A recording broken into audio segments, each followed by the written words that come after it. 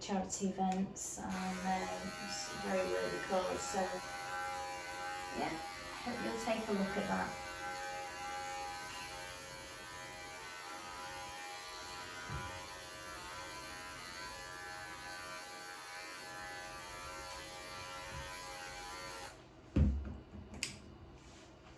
So I tend to do the nails, you know,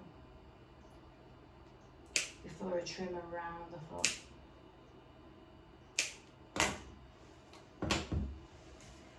So that I can get that nice finish.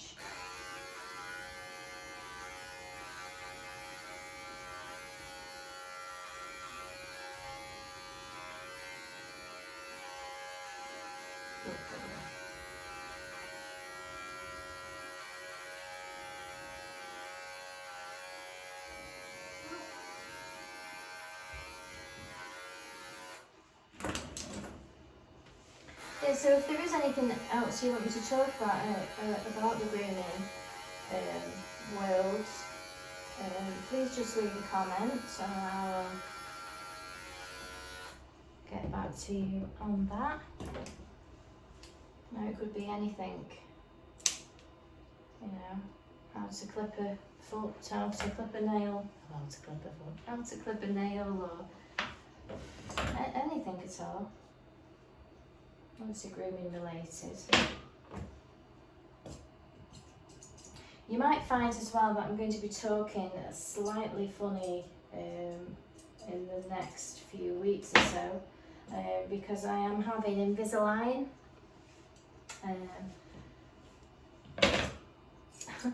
I went to the dentist recently and I need 6 fillings.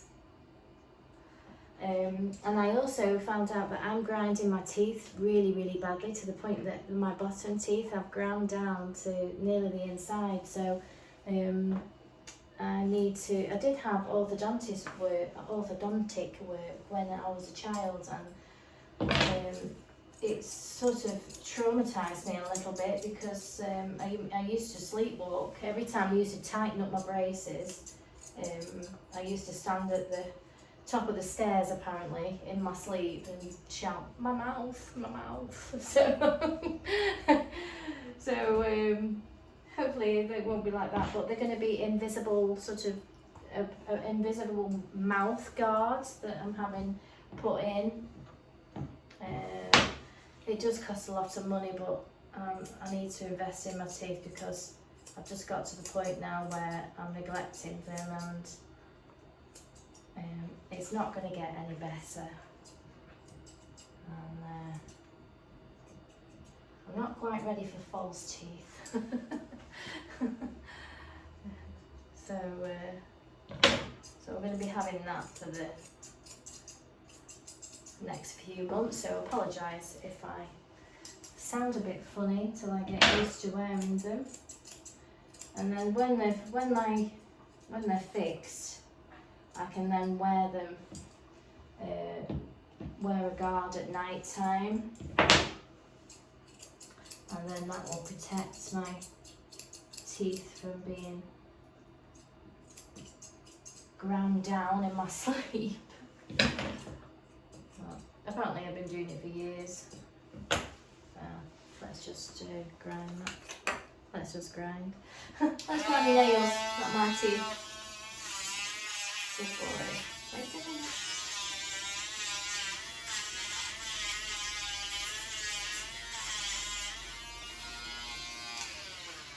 We did lose our football match at the weekend. I didn't actually play because I had some things I had to do, so I wasn't able to play at the weekend.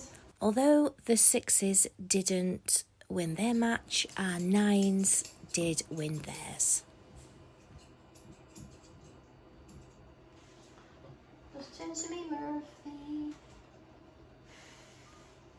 Good boy.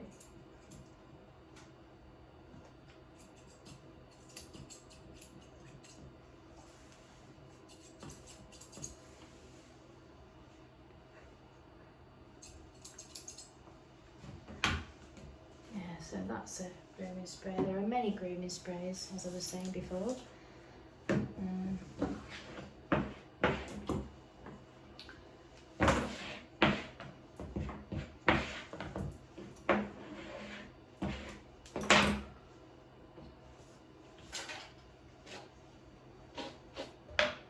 help you. One of my ladies actually has started to use the secret weapon. She got the bundle with the shampoo and the conditioner and the spray, and I have to say he had a slight little knot in his tail. She said she's getting on with it, and also what she's doing as well, she's been watching my videos, and she's raking the conditioner and things through while he's wet in the bath as well. She said that is really helping. So, and we do keep him in a more manageable trim, but she just likes to bath him. So that's good news.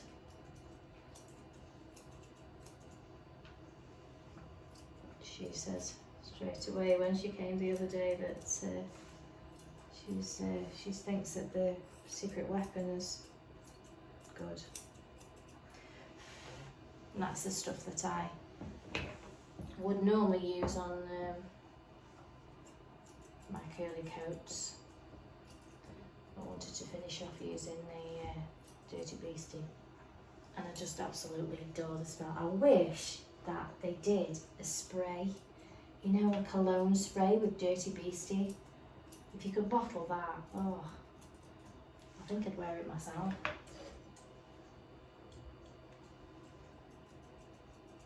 They do other ones. They do like a coconut spray, but they don't do a Dirty Beastie spray.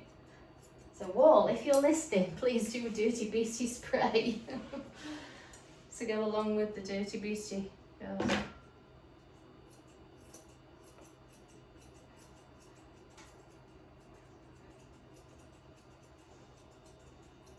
Right, so we're getting there now.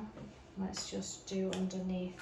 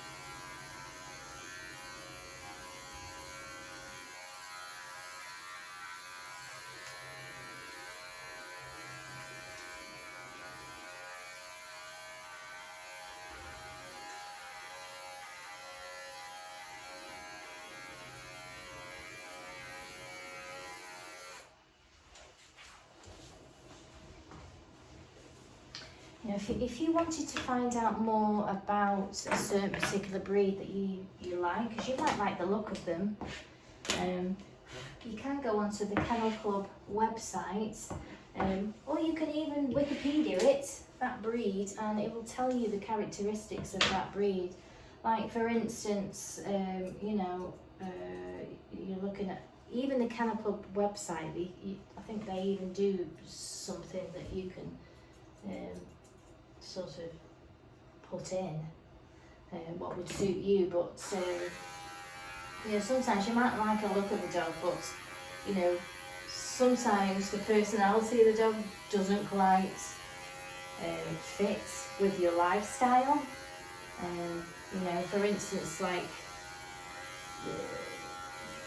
say a cockapoo, for instance, if you've got limited time, you can still have a cockapoo, but I would recommend keeping it short, because they just get in a mess. You know, if you're not really interested in, you know, grooming it and what have you, go for a short haired dog. You know, if you don't particularly like the thought of it molting, go for a naked dog. You know, or don't have a dog at all. Just like my mum said, just have a stone with eyes on it. Yeah.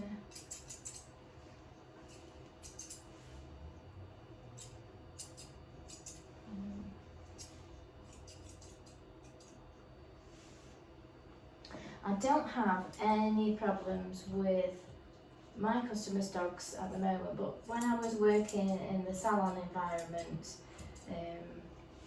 I did have issues with, you know, people not tending to their dogs or not coming regular enough. This is why I like working how I do now, because I'm maintaining pets, and the pets like it, they look good, and everything about it. It's just a completely different lifestyle than when I was working in the salon. You know, sometimes I might do random dogs that I never see again, and it's hard to put, you know, nice styles in dogs that you don't know, or in dogs that have got a bad hair condition.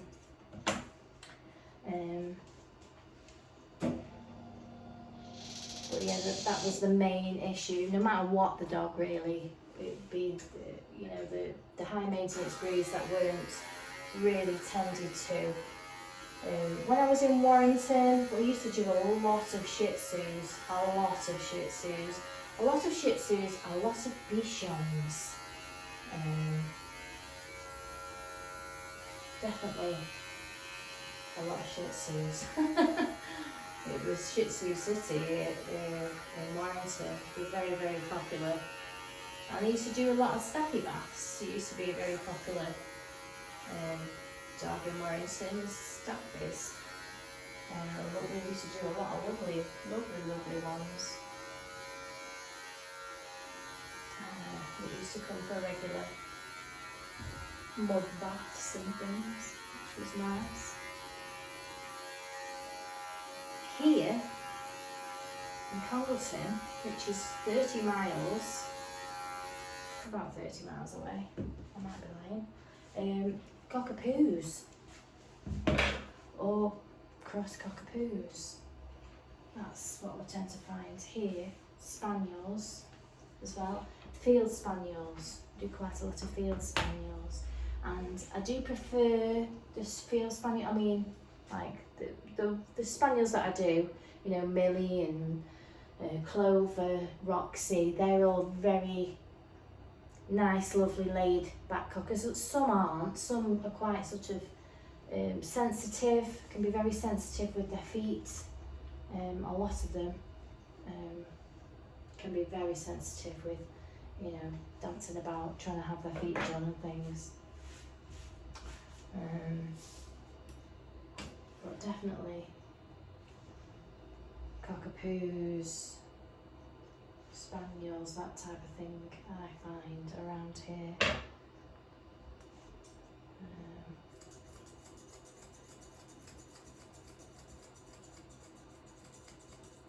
Well, the sad thing is it's took me, you know, over 30 years to get to the point where I'm really happy and content in my work, and, you know, that's down to all my regular customers that come day in, day out and maintain their pets, you know, and I don't have to face any of the things that you might, you know, that we regularly see on grooming forums. I don't have to do that anymore.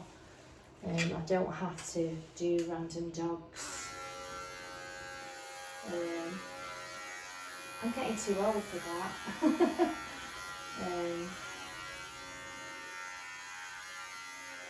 This is just perfect. I just absolutely love what I'm doing. I think I'll rest what the cost with, as long as they're looked after.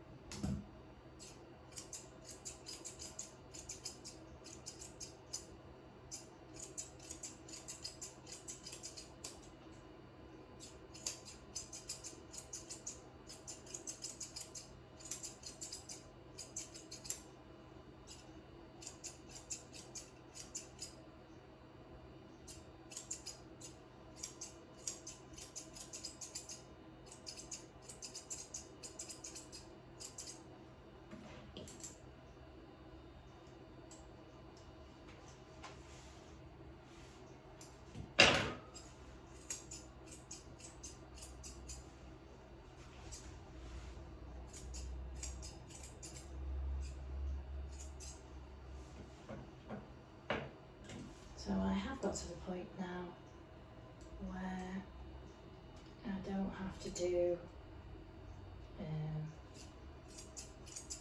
random dogs that I may never see again, groomer hoppers that have really only come for, you know, the special offer and then you never see them again. I like to get to know the owner, I like to get to know the dog. And there is many benefits to that.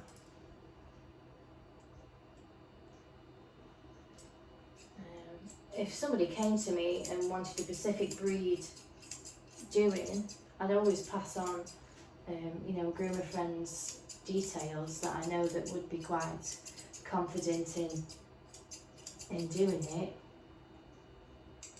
You know, doing whatever.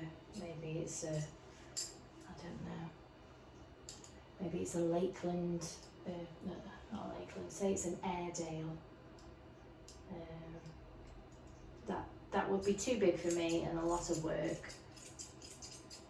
You know, especially if you're hand stripping it.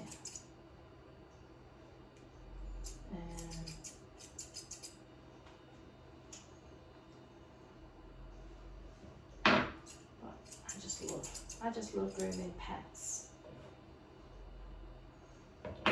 If you ask me to clip the Airedale off, if you ask me to clip it all off, give it to Airedale head and legs, I'd be happy with that. But it's an awful lot of work and takes time and it costs a lot of money to have that service done, and you do need a, you know, a good professional person that's used to doing that type of thing.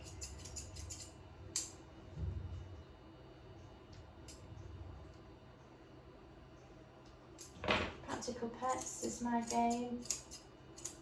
Let me know what you think about it.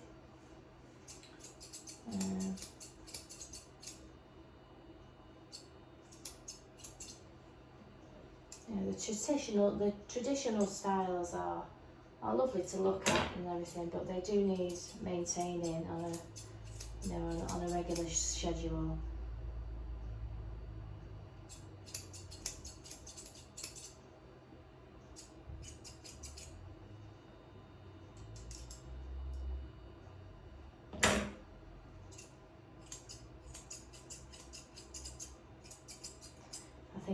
I think the short,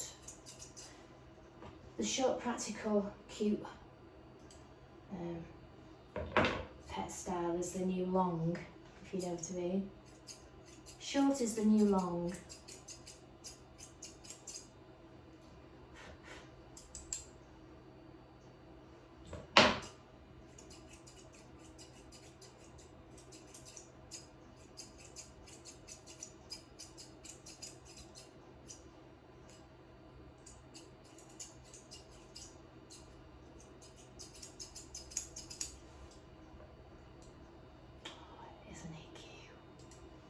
You are so lovely, Murphy. If we could just clone you, just get that stuff out of your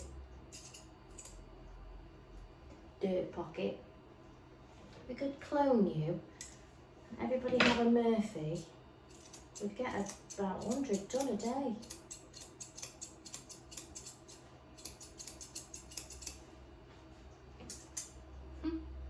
Wouldn't we?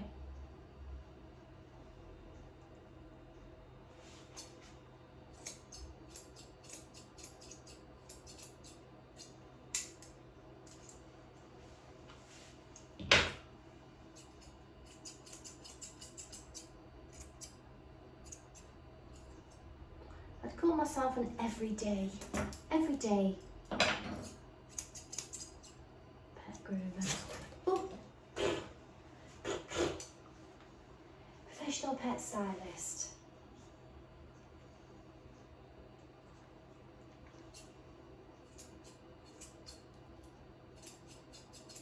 But the short version. The short version. The practical version. Ooh.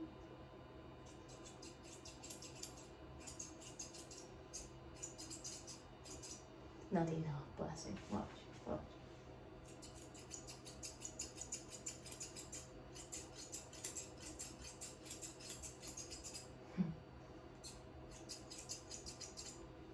You're going to go home and your brother's going to rip your ears out, isn't he? Swing around on your ears. We do his ears shorter now because his brother likes to swing over them.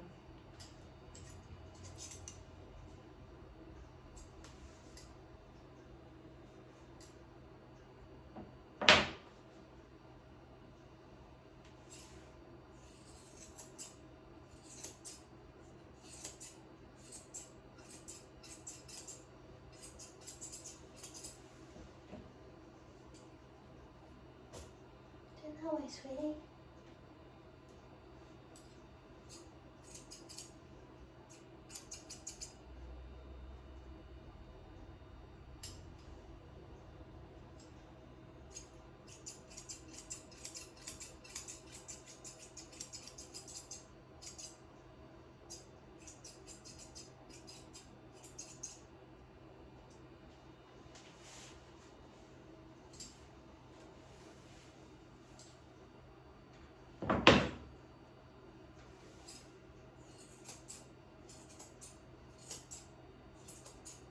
So also in the question was, you know, do I mainly do small and medium dogs? I actually would say I do a lot more small to medium dogs, especially now I'm coming into my 50s. It's a lot easier to manage, and with the time that I have in the salon, I generally like to do small mediums. I do have some larger ones, so they may take me, you know, my standard poodles maybe 2.5 hours, 3 hours. They come on the short time as well, so you're talking, you know, five weeks. I think my standard poodle's got 5 weeks, so you know, I'm maintaining them, so it's not like I'm doing a massive hairstyle every time. They're just being maintained, so it's easy for me, easy for the dog, easy for the owner. It's a win-win-win. It's a win-win-win situation.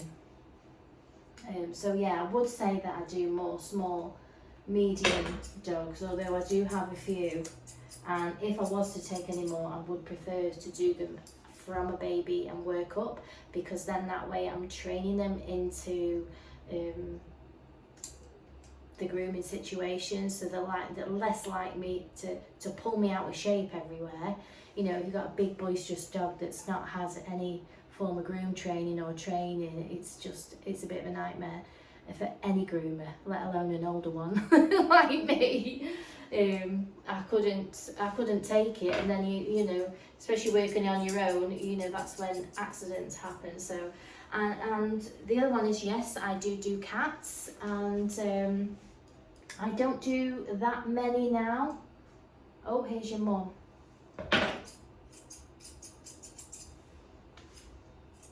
Oh, so mum's just turned up. Murphy, look that way.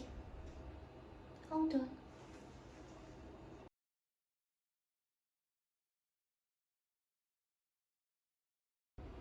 There you go, so there's Murphy gone.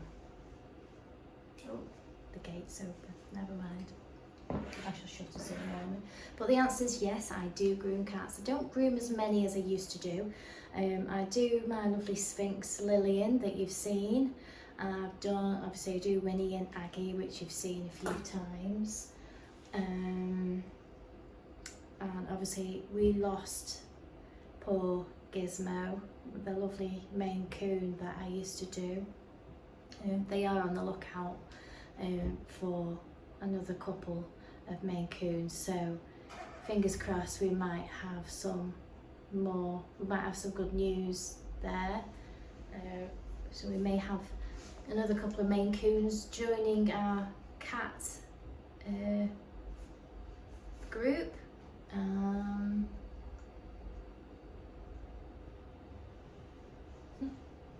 He's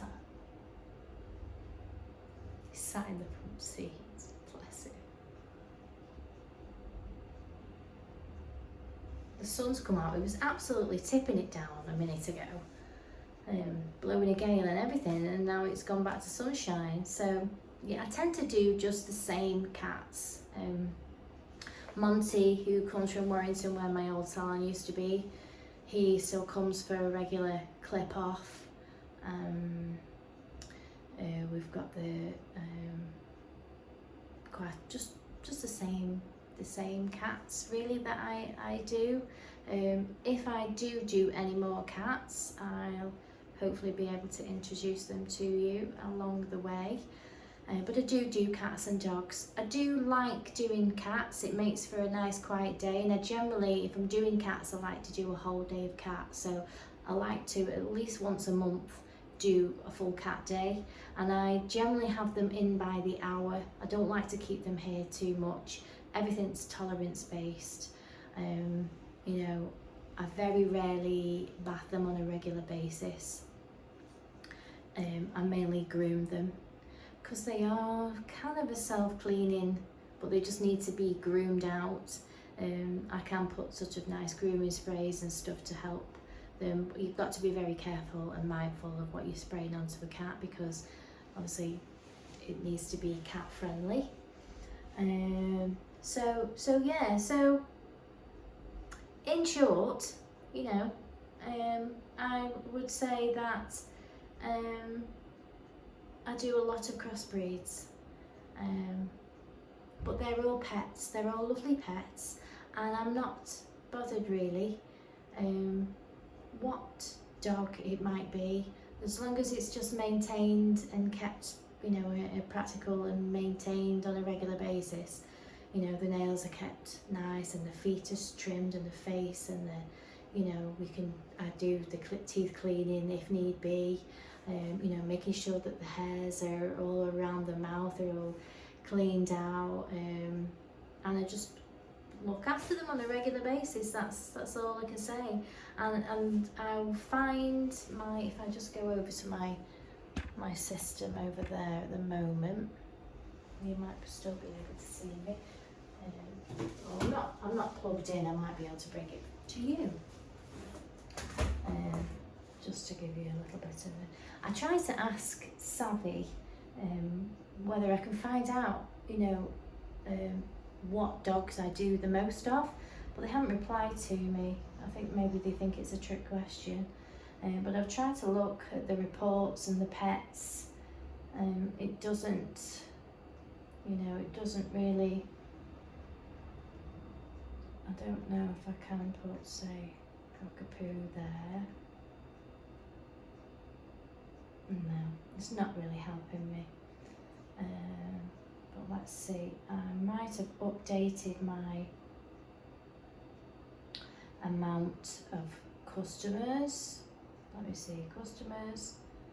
I can click customers. I have 164 regular customers active.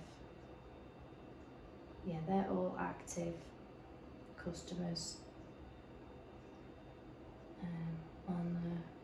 on the system. Generally, if you haven't been to me for say a year, then I'd take you completely off the system. You'd have to join us and you'd be back to being a new customer, and you'd have to come in that way, unless, you know, I've already got your details on there, and you know they've expressed that, you know, they will get a new dog, so I can just sort of make their details inactive, and they'll maybe come back to me at some point if in the future they have a new dog. But I do love this. I do love this system, the diary system, and it sends out all my texts and everything like that.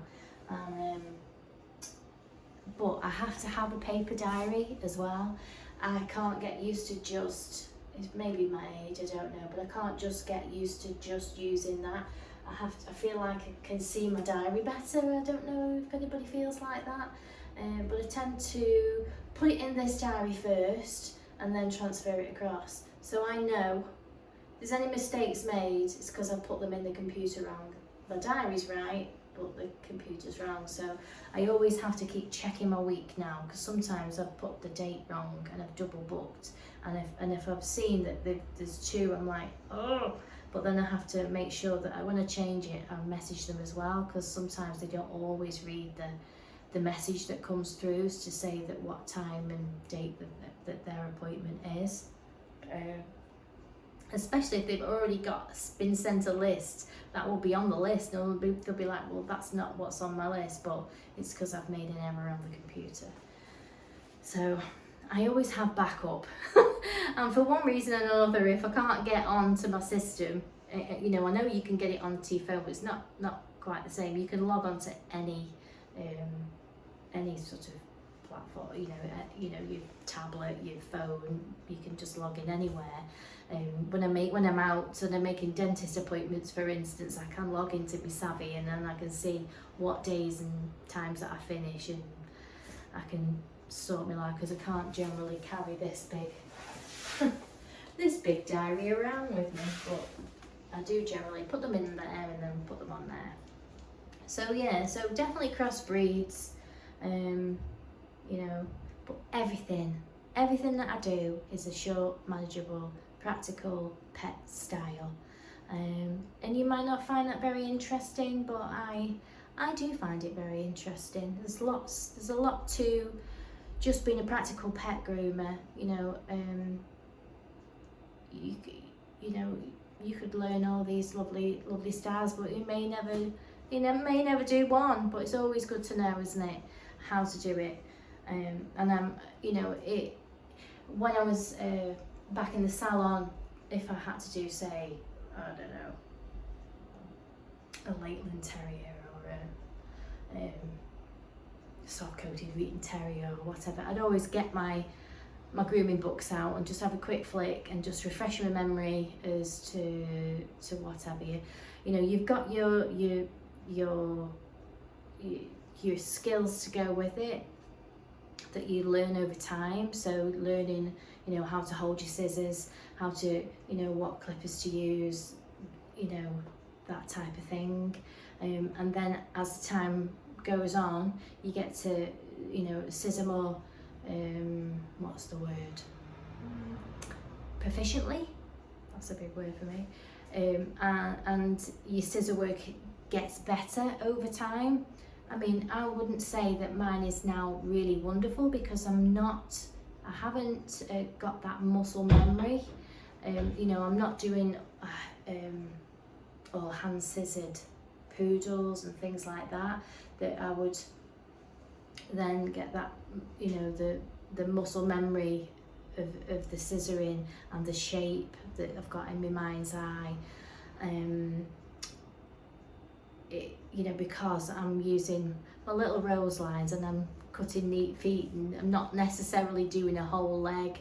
Well, I do scissor over everything, if I'm honest, but it's not the same as purely just hand scissoring a dog. I do like to hand scissor over the top of a lot of things, and you know, if I think that it's going to give a better finish to lift it and scissor over it, say if I clip the body and scissored the legs in like I would a poodle, then I'll do that if I think it will give a better finish. You know, I might just bulk it off with my comb attachments and then scissor it with my scissors, and then I'll, you know, get my nice scissors out and do a nice finish. But you're cutting down the time that you're scissoring. If the dogs that you see in the competition ring, for instance, you know, are maintained, they're bathed and blow dried every week. You know, they put a good cut in them, and then they leave that cut for say the 8 weeks of growth, and then they'll hand scissor it back to what they trimmed in initially. So it's just a little bit different for when you're hand scissoring everything to when you're so used to using your clippers and that. But if you just keep your hand in with, you know, going over things as much as possible, you know, looking at the shape of the dog's leg, looking at the angulation and the body shape of the dog, how you can like we've talked about before, the petangulation, using the dog's body shape and skeleton to, you know, enhance the whole overall groom, even if it's short and practical. You know, you put, there's a difference between putting a really straight leg than putting just a little bit of shape in, but you can do that with you can put the shape in with the comb attachments, and then you can, you know, you can do it with your scissors. So you're cutting down your time, you're still getting that same effect, but you're cutting down your time just by blocking off areas with the clippers and then scissoring it. And like I say, looking at the whole dog's body, you know, things like trying to make it not look as long, because it's more appealing to the eye as well, and it just makes the dog flow a little better. And when it's on the move, when it's walking down the street, somebody will go, that's a very nice dog there, who's trimmed that dog? And I'll say, oh yeah, well, you know, it was my groomer and what have you. And it'll just, you know, you get another customer from it. So my door hasn't been shut, so it's blowing and banging, so I apologise for that. But yeah, so I don't want to witter on too much, but yes, again, I have. And if there's something that I've kind of hit a chord with and you want me to go back over it or mention it again further, or you want me to elaborate, just put a message in the comments.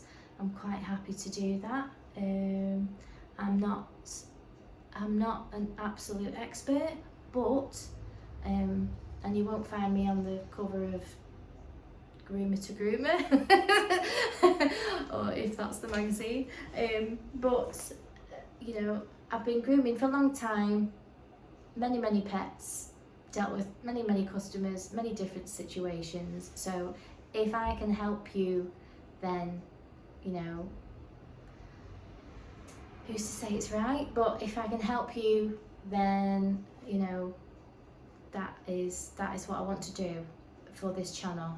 And you know, I know that now I've got to the point where I feel like my business is a real success, and you know, I have to feel proud really of what I've achieved in my grooming career.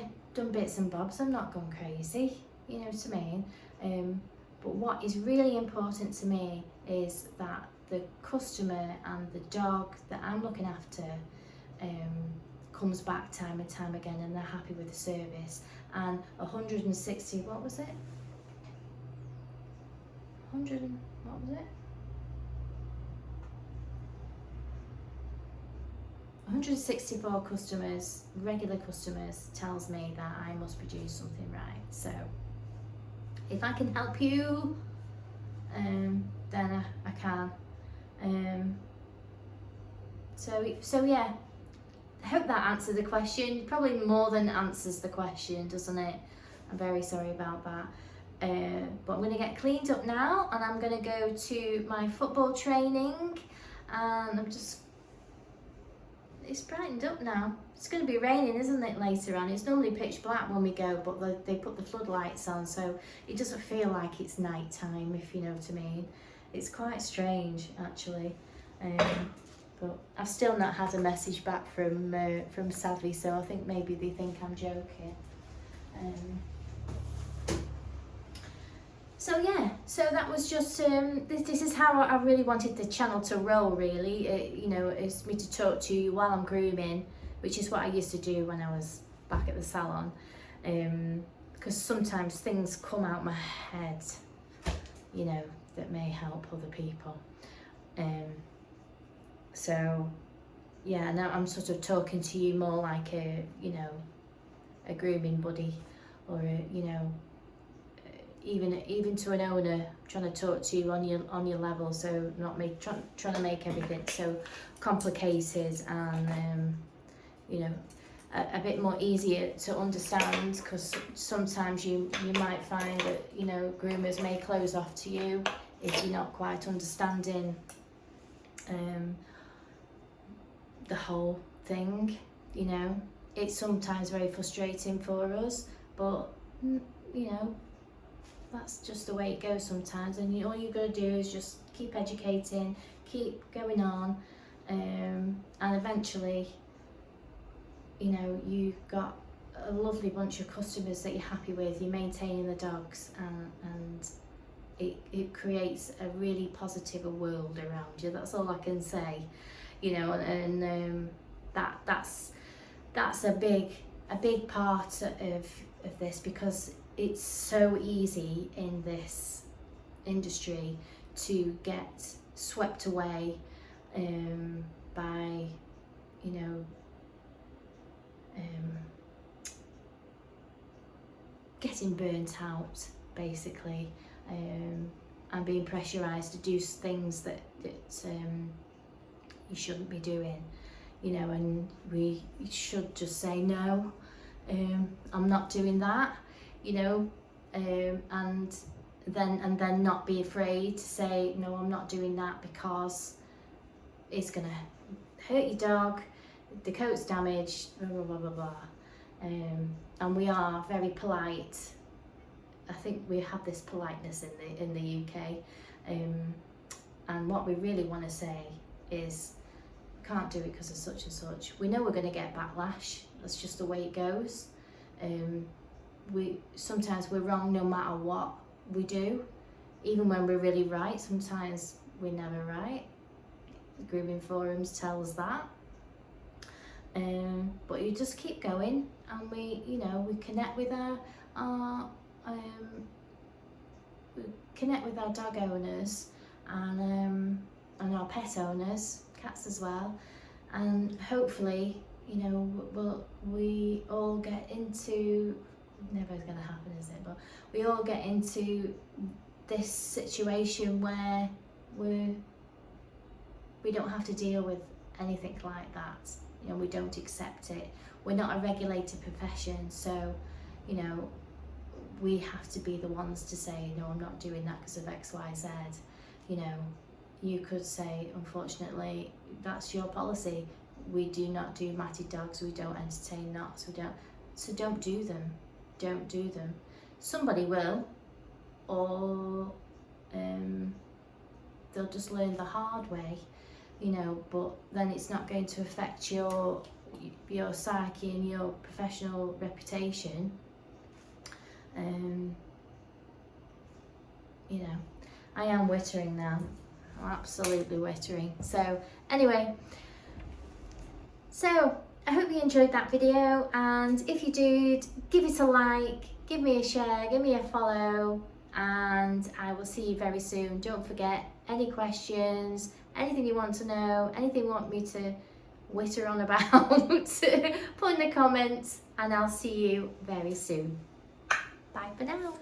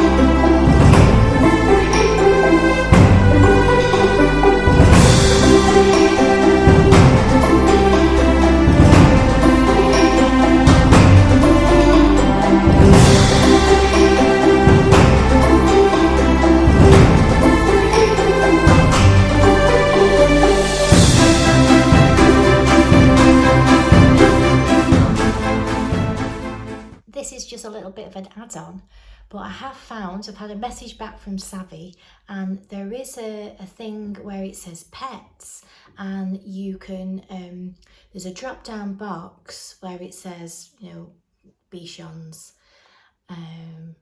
or Cavapoos, whatever it is.